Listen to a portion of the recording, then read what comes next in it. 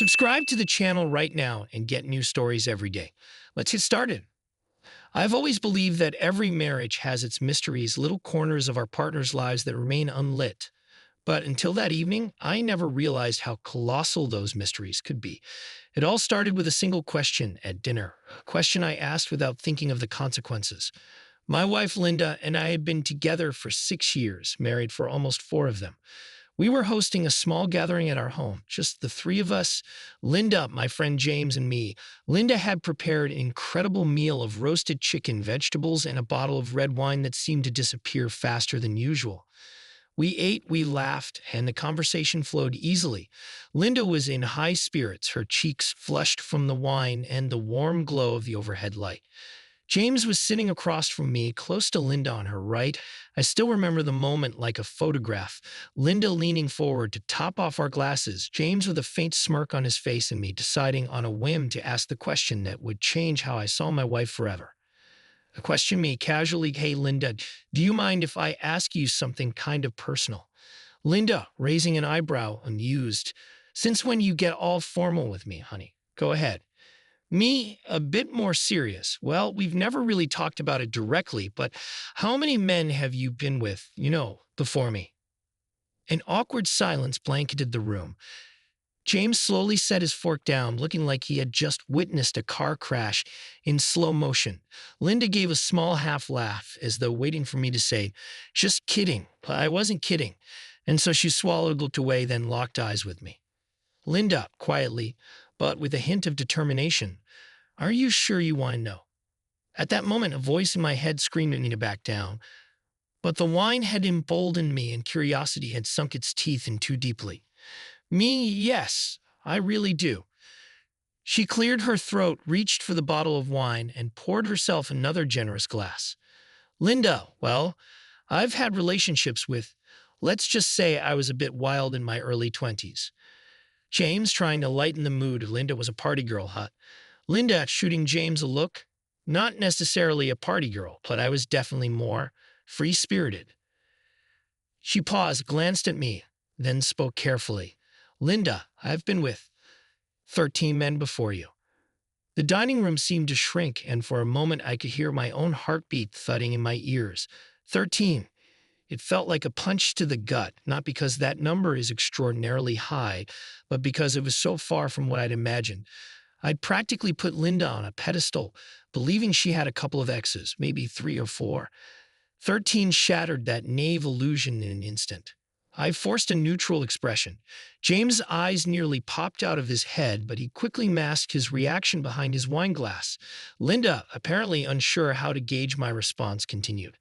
Linda, voice trembling slightly, "There's more you should know if we're laying everything on the table." Me, not sure I could handle more. "Linda, it's okay. You don't have to." "Linda, I had two abortions in my mid-20s. It wasn't easy. I didn't plan either one, but I wasn't ready for a child with those men. It was my decision both times." I stared at her, speechless. I had no idea about any of this. My mind flashed back to every memory I had of Linda, the sweet, warm person who baked cupcakes for neighborhood kids, the woman who read novels on the couch with her feet in my lap, the partner I assumed I knew inside and out. James sat there in stunned silence. I could see him glance at me, then at Linda, then back at me again as if to say, "What now?" Masking the shock. I didn't want to make a scene. After all, Linda had only shared what I asked her to share, and that honesty was exactly what we promised each other. So I swallowed hard, forced a brief nod, and said, me feigning calm, "Thank you for being honest." Linda exhaled in relief, perhaps expecting me to blow up or storm out. James trying to salvage the atmosphere. "Well, Linda, thanks for trusting us with that. It's not easy to open up about personal experiences." Linda, managing a shaky smile. "I just hope, Jacob, that you don't see me differently. I never wanted to hide anything. I just wasn't sure you wanted to know." I reached out and took her hand, giving it a squeeze. My face must have been neutral, maybe even supportive. On the inside, however, a storm raged. I felt disoriented, as though I had stepped into a parallel universe where my wife's past was far darker, or at least more complicated, than the storybook fantasy I had believed in. Me, quietly, "I appreciate you telling me, Linda. No one seemed to know what to say next. The meal felt like it was happening in slow motion. I continued to top off Linda's glass, probably more than I should have, and she kept drinking. We chatted about trivial things, the weather, James' latest project at work, but the tension in the air was palpable. Lingering tension. After dinner, Linda excused herself to take a quick shower, likely to escape the oppressive atmosphere that had settled over us. James and I were left at the table with empty plates and half-finished wine glasses. James leaning forward, voice low, "You holding up okay, man?" Me, staring at the wine bottle. "I'm not sure. 13 guys, James, 13, and 2 abortions. It's like I just found out she's a complete stranger." He nodded sympathetically. "James, I mean, she's still the same Linda. She just has a past that's different from what you imagined." Me frowning. I can't help feeling betrayed. Not because she lied, but because I never knew any of this. I can't help wondering what else I don't know. James sighed and poured himself a final splash of wine. "James, look, you asked the question." She answered. "She could have lied to spare your feelings, but she told you the truth. That's got to mean something." Me? Yeah, I guess, but it changes everything for me.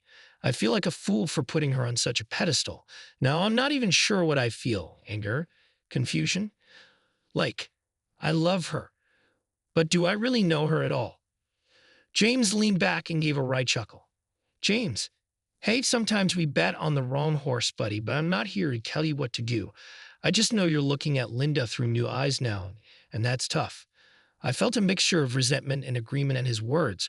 Part of me wanted to defend Linda, wanted to say, "She's not some horse, she's my wife." Another part of me understood James' dark humor and felt an ugly pang of maybe he's right. Private desperation. Linda emerged from the shower wearing an oversized t-shirt and loose pajama pants. Her hair was still damp, but she looked calmer. The three of us sat in the living room for a while, talking idly about the TV shows we'd been watching. It was a superficial attempt to return to normalcy. Around 10 o'clock, James stood up, thanked Linda for dinner, and headed home. I locked the door behind him and turned to find Linda standing at the edge of the living room, arms folded. Linda softly, "Jacob, are we okay?" I exhaled slowly, rubbing the back of my neck. Me, "I don't know. I'm just surprised. No, more than surprised. I'm shocked." Linda, "I know, and I'm sorry if it changes the way you look at me." She had tears in her eyes, and I felt my anger and confusion battling against the urge to comfort her. Me, voice tinged with hurt. "I don't want to judge you for your past, but you've always seemed so different than this image I'm now forming in my head. It's hard to reconcile, you know." She came closer and tentatively placed her hand on my arm. "Linda, I understand. I was a different person back then, reckless maybe. I've never been proud of those abortions. They haunt me more than you'll ever know. And the guys, well, I was looking for something, I guessed, for love, for acceptance. I was naive. I searched her eyes for signs of the woman I thought I knew. They were still the same warm brown, still the same gentle gaze. But now they carried a hint of a stranger's history, something I might never fully comprehend. Me, I just need time to process this. I thought we'd talk about kids soon, start a family. Now I'm scared that every assumption I've made about our future might be wrong." She swallowed hard, tears threatening to fall. "Linda, take all the time you need. I'll give you space, whatever you want. Just don't shut me up forever, please." Me, I'm not sure what I'm going to do tonight. Let's just go to bed. We walked upstairs, each lost in our own swirling thoughts. That night, for the first time in years, we slept with an invisible wall between us. Confusion and counsel. In the days that followed, I confided in James. It was easier to talk to him than face Linda's tearful, remorseful eyes every night. James, with a sigh, "So, are you thinking about leaving her?" Me, quietly, "I can't stop thinking about it. We don't have kids yet. If I'm going to walk away, now's the time. But do I want to? I'm torn." James, "Do, but if you're not sure you love her anymore, that's a big red flag. This might be the wake-up call that you're not compatible." He frowned, then continued more gently. "James, but you also have to consider everything you have with Linda. She's been a good wife, hasn't she? You're just blindsided by her past." Me, "That's just it. I still care about her. But something in me snapped that night. I keep imagining her with those 13 guys, thinking about the abortions. I know it's irrational, but it's like a broken record in my head. James patted my shoulder sympathetically. James, you're going to have to decide if her past, something she can't change, outweighs the future you can still build together. Unexpected conversation. One evening, about a week after the dinner, Linda sat me down in the living room. She had tears in her eyes and she looked exhausted, as though she'd spent all her days and nights replaying that dinner. Linda, I can't keep tiptoeing around you, Jacob. If you want a divorce, just say it.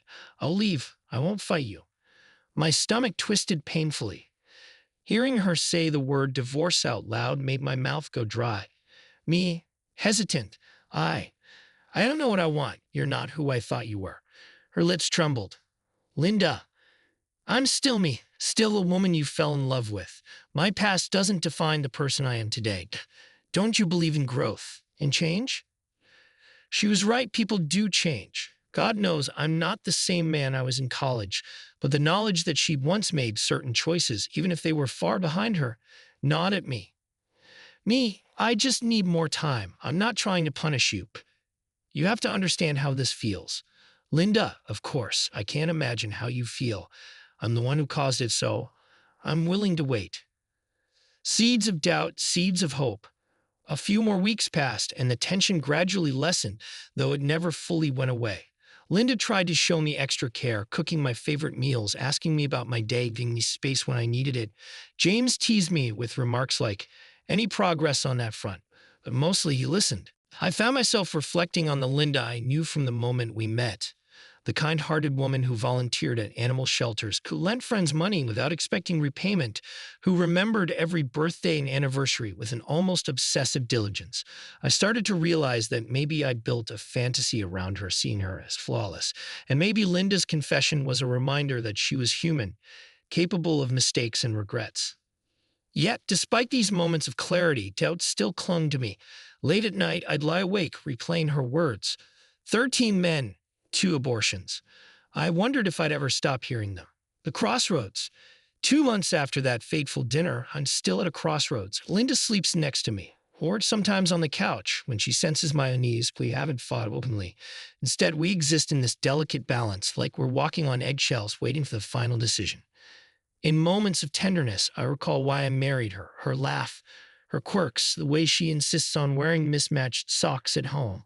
But then the reality of her past resurfaces. I try to remind myself that everyone has a past, and that I was the one who asked for the full truth. So here I am sharing my story with you. I love Linda, or at least I think I do. But the love feels bruised, overshadowed by the weight of her confessions. I don't blame her for telling me. She was honest, and I respect that. I just never expected this to be our story. James told me, "You might have bet on the wrong horse. Maybe he's right. Or maybe I'm about to walk away from the best thing in my life over something that shouldn't matter now. I honestly don't know." For now, I'm stuck in a swirl of confusion and hardtack, wondering if I can ever look at Linda the same way again, or if I even should. In the end, we're all shaped by our pasts, and maybe the real test of love is being able to accept that someone else's past can be painful and complicated and still choose to stay. Only time will tell if I can pass that test.